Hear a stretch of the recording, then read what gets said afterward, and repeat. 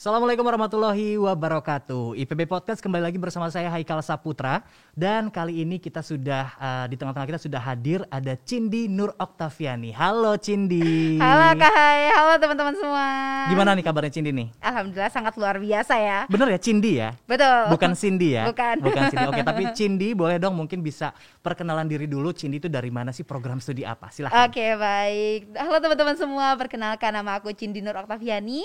Tapi teman-teman bisa panggil aku Cindai. Aku mahasiswa sekolah vokasi IPB University, jurusan Teknologi Produksi dan Pengembangan Masyarakat Pertanian, angkatan 55. Wow, jadi aku harus manggilnya adalah Cindai. Iya, betul sekali. Bukan Sindai. Bukan. Oke, jadi kayak lagu ya Cindai ya. Banyak yang bilang begitu. Oke, Cindai.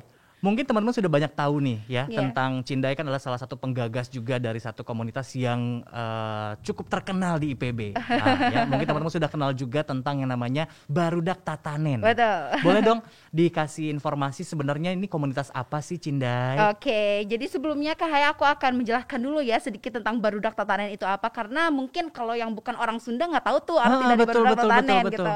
Jadi teman-teman, Barudak Tatanen itu arti dari bahasa Sunda, kalimat dari bahasa Sunda. Karena aku orang Bandung gitu, aku pengen membudayakan budaya aku sebagai orang Sunda. Barudak itu artinya anak-anak dan tatanen itu artinya bertani gitu Kak.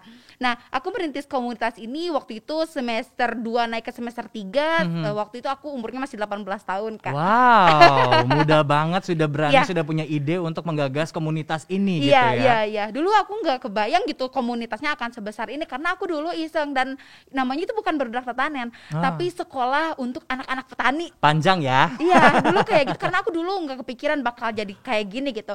Nah, terus aku berpikirnya dulu karena aku dulu gabut, libur kuliah, kan dulu kita libur kuliah 3 bulan ya Kak ya. Panjang gitu libur kan. Panjang kan IPB. Nah, terus aku dulu waktu SMA bergelut di dunia anak. Aku masuk di Forum Anak Nasional gitu. Aku aktif di Forum Anak Kabupaten Bandung. Passion aku tuh sebenarnya di bidang anak gitu loh Kak. Tapi aku kecemplung nih di jurusan penyuluh pertanian. Gimana caranya biar aku bisa mengimplementasikan ilmu aku di IPB dan aku bisa mengimplementasikan apa yang aku suka gitu. Akhirnya aku membuat komunitas ini gitu. Oke, nice, sounds good banget. Jadi memang untuk Barudak Tatanen ini adalah tadi itu ya, anak-anak untuk bertani gitu ya. Pada mulanya seperti itu ya. Untuk anak-anak petani gitu Kak. Nah mungkin boleh dikasih tahu juga nih latar belakang ataupun yang memotivasi dari Cindai sendiri. Tadi mungkin selain yang memang suka dengan pergerakan di bidang anak-anak gitu kan. Kira-kira apa sih nanti goals ke depannya nih, apa sih? Oke, sebetulnya ini melatar belakangi dari keresahan aku pribadi ya Kak. Jadi pada saat pertama praktikum aku mengalami culture shock gitu, kaget banget. Karena praktikum aku apa tuh? Masih ingat gak praktikum apa? Pelajaran mata kuliah apa ya dulu, penyuluh pertanian apa ya.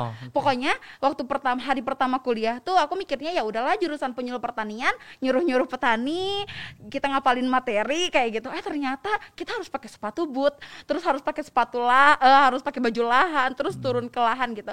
Dan semua teman-teman aku hampir 80% ngeluh gitu Kak, panas. Ada yang ngomong, aduh aku salah deh kayaknya masuk jurusan pertanian, aku salah nih ada di pilihan kedua kayak gitu. Nah akhirnya aku mencoba untuk merubah mindset tersebut gitu. Awalnya itu sih atas keresahan aku pribadi, dan aku pun memang kaget gitu berada di jurusan pertanian seperti itu. Nah akhirnya aku membentuk komunitas ini pada saat itu. Aku mengimplementasikannya di Desa Cipanjalu, desa pertama Barudak Tatanen dibentuk. Jadi ini desa binaan kami sampai saat ini gitu. Dan lucunya dulu yang aku tadi bilang, aku kan iseng nih ya datang ke Dinas Pertanian untuk nyari data, karena waktu itu aku masih belajar tanaman hortikultura dan sayur-sayuran. Akhirnya aku nyari data desa mana sih yang banyak sayur-sayurannya gitu. Nah ternyata Desa Cipanjalu, Allah memberikan aku takdir teman-teman yang anak-anak petani yang sangat luar biasa gitu.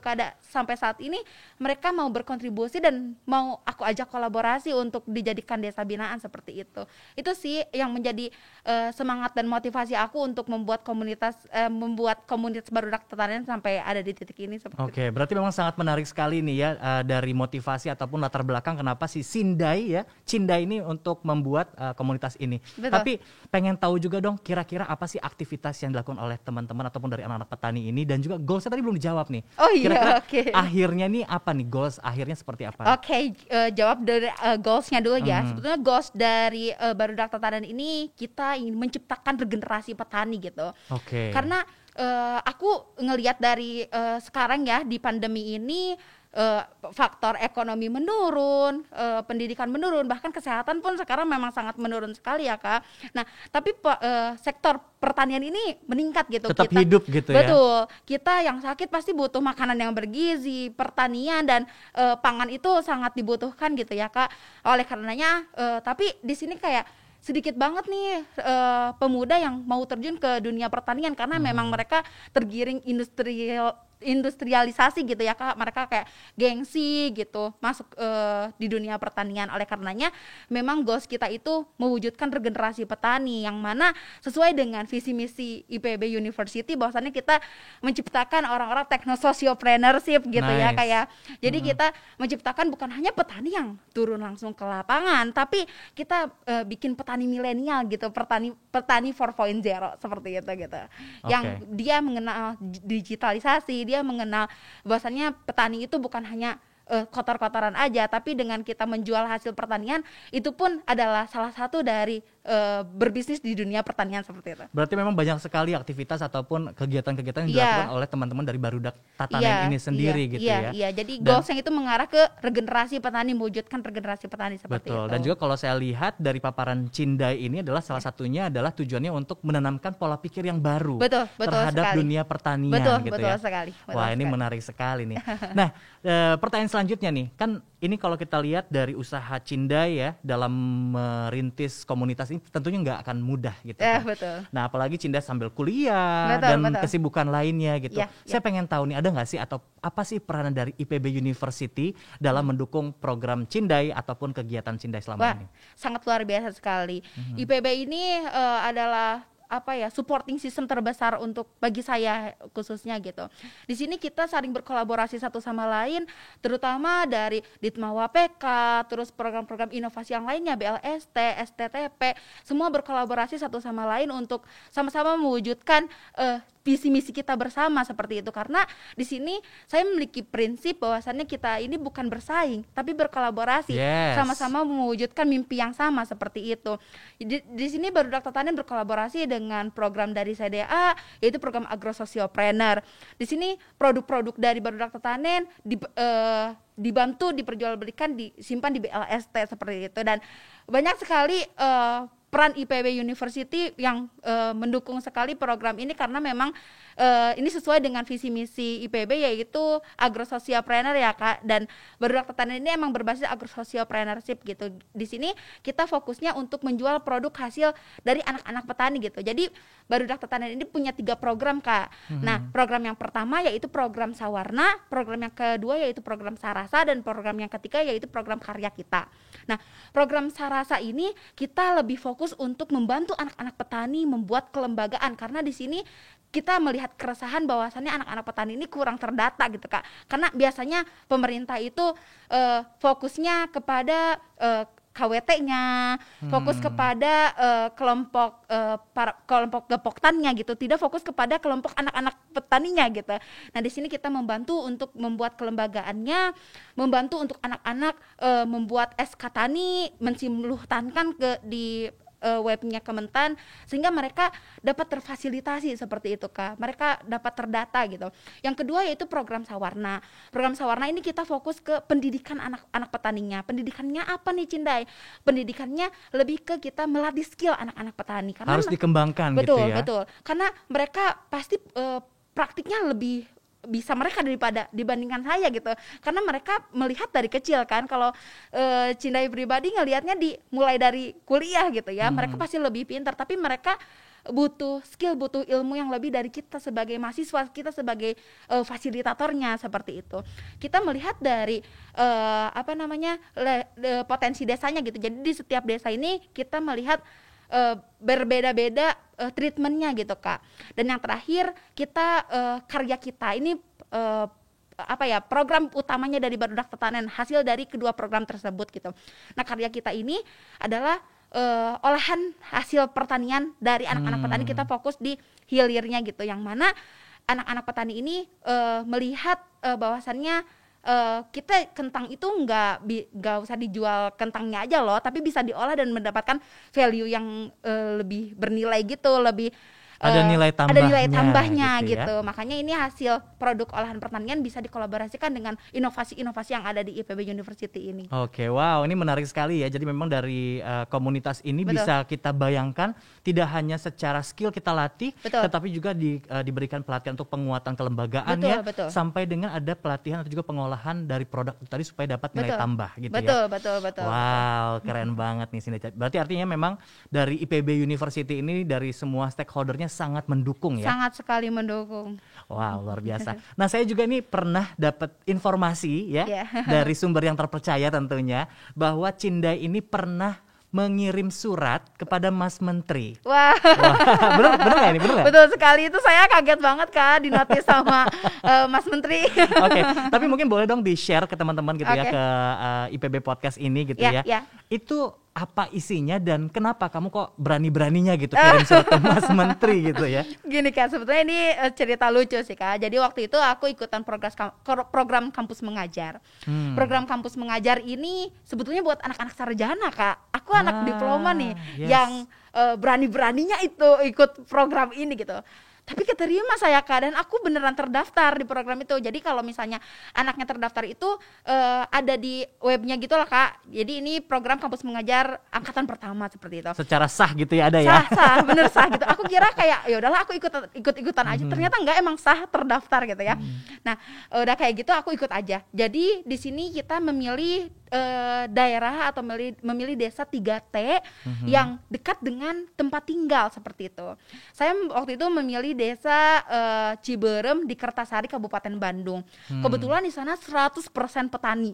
Wow. 100% petani gitu. Dan ini kayak wah ini mah gua banget gitu datang ke sini anak-anak petani semua, tapi aku disuruh ngajar dan ini passion aku banget gitu.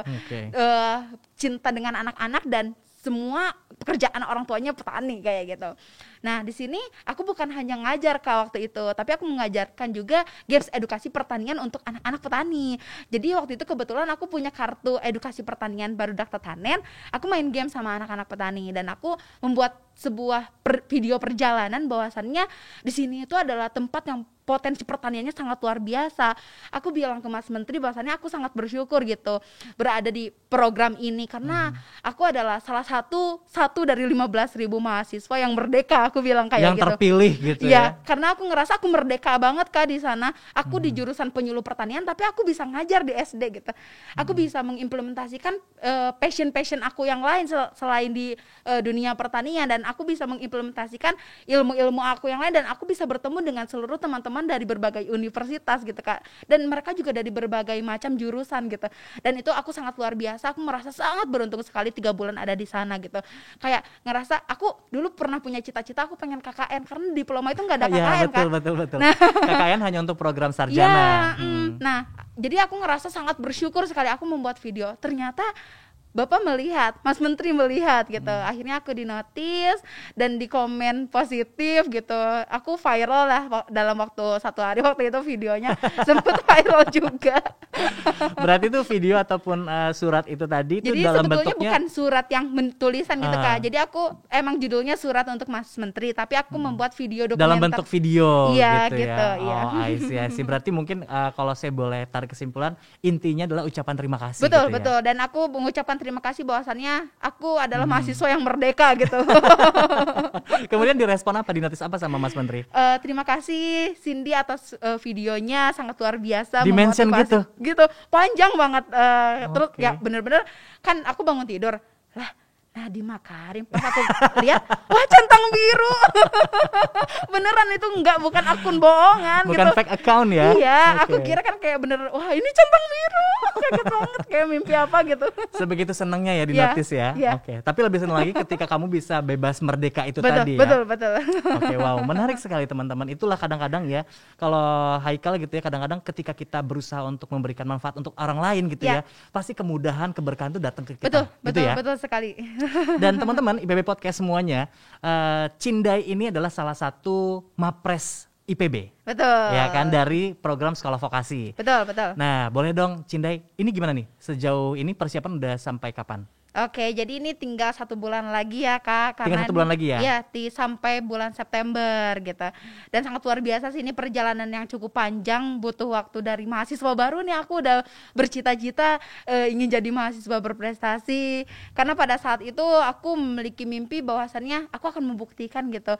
Aku bakal jadi mahasiswa yang berguna di sini, bermanfaat untuk IPB gitu. Waktu itu aku pernah punya pengalaman yang itu membuat aku termotivasi untuk aku berada di titik ini gitu Kak. Jadi ini apa ya, perjalanannya bukan 1 bulan lagi, tapi aku tarik ulur dari pertama aku masuk IPB gitu. Jadi memang panjang banget ya persiapan Cindai untuk menghadapi seleksi nasional ini. Betul, ya. Betul. Oke, semoga kita doakan ya teman-teman ya. Amin. Semoga Cindai ini bisa membawa nama IPB ke kancah nasional dan bisa meraih prestasi yang terbaik. Amin. Boleh dong Cindai, mungkin dari teman-teman yang nonton nih sekarang ya, banyak juga yang termotivasi nih atau terinspirasi dari Cindai yang mungkin memang salah satu goals dalam kegiatan kampusnya adalah menjadi seorang mahasiswa berprestasi. Boleh dong kira-kira tips-tips nih ya, atau Cindai bisa ngasih saran kira-kira apa yang harus dilakukan buat teman-teman semuanya kalau teman-teman ingin menjadi seorang mahasiswa berprestasi seperti Cindai. Oke, teman-teman, mungkin aku di sini menarik dari definisi mahasiswa berprestasi ya. Mahasiswa berprestasi itu bukan hanya untuk pergi ke luar negeri, dia memiliki prestasi yang banyak, harus punya 10 prestasi, tapi dia yang mampu bermanfaat gitu untuk orang banyak, khususnya untuk masyarakat. Dan itu definisi dari mahasiswa yang sesungguhnya gitu ya Kak. Jadi kita bukan hanya berimpact kepada lingkungan kita, tapi kepada masyarakat, khususnya untuk Indonesia. Mungkin itu sih yang harus dipersiapkan, bukan prestasinya, tapi jadilah diri sendiri gitu. Karena mahasiswa berprestasi itu bukan dilihat dari prestasinya aja, tapi dalam segala-galanya, keuniqueness-annya, diri kalian sebenarnya siapa, apa yang akan kalian bawa. Itu sih mungkin pesan yang aku ingin tanamkan kepada teman-teman semua, be yourself gitu. Just be yourself, itu poin pentingnya gitu ya. Oke, nah kalau harapan untuk IPB seperti apa? Di sini aku yakin gitu teman-teman semua bahwasannya IPB itu melahirkan pemimpin-pemimpin yang hebat. Dan aku yakin gitu IPB menjadi sebuah solusi dari permasalahan-permasalahan yang ada. Dan aku yakin IPB itu adalah kampus inovasi terbaik dan anak-anaknya pun memiliki mindset yang baik. Termasuk di sini saya merasa saya pergi ke IPB ini merantau dari Bandung ke Bogor, walaupun itu jaraknya tidak terlalu jauh ya Kak. Tapi saya merasa saya memiliki pemikiran yang berbeda gitu. Mindset saya lebih terbuka. Di sini saya menemukan banyak keberagaman, dan dari sinilah saya yakin gitu bahwasanya anak-anak IPB ini sangat luar biasa gitu. Pemikirannya yang sangat luar biasa, inovasi yang sangat luar biasa, dan saya yakin gitu di sini dari anak IPB lah yang akan merubah bangsa menjadi lebih baik lagi, seperti itu. Nice. Terakhir, Okay. Aku juga pengen tahu nih kira-kira program apa nih yang terdekat yang akan dijalani oleh Cindai gitu ya. Dan juga mungkin harapan Cindai ke depan seperti apa? Mungkin untuk Barudak Tatanen ataupun untuk perjalanan Mapresnya, silahkan. Oke, mungkin untuk ke depannya ya, aku di sini lagi menggarap membuat program social movement. Kebetulan saya berkolaborasi juga dengan Kementerian dan juga IPB University gitu. Nah, di sini aku lagi mengadakan program Sobat, ya, namanya Kak. Sobat tuh Social Movement Barudak Tatanen. Pada tanggal 14 kemarin alhamdulillah saya direspon baik oleh Wali Kota Bogor, yaitu Pak Bima Arya. Beliau sangat merespon baik kegiatan Barudak Tatanen karena di sini kami membagikan 1000 paket sayur, beras Nutrizing, produk olahan dari Barudak Tatanen, sayur-sayuran dari petani binaan kami untuk warga isoman di Kota Bogor gitu. Nah, ini akan berlanjut selama berminggu-minggu ke depan gitu, karena ini harapannya enggak satu kali aja gitu kita lakukan. Satu hari pertama kemarin kita membagikan 200 paket sayur di Kelurahan Ciwaringin dan dihadiri oleh Pak Bima Arya dan Pak Muzakir. Kebetulan Pak Muzakir Ketua Himpunan Alumni Kota Bogor dan Direktur Utama Pakuan Jaya Pasar Kota Bogor, seperti itu.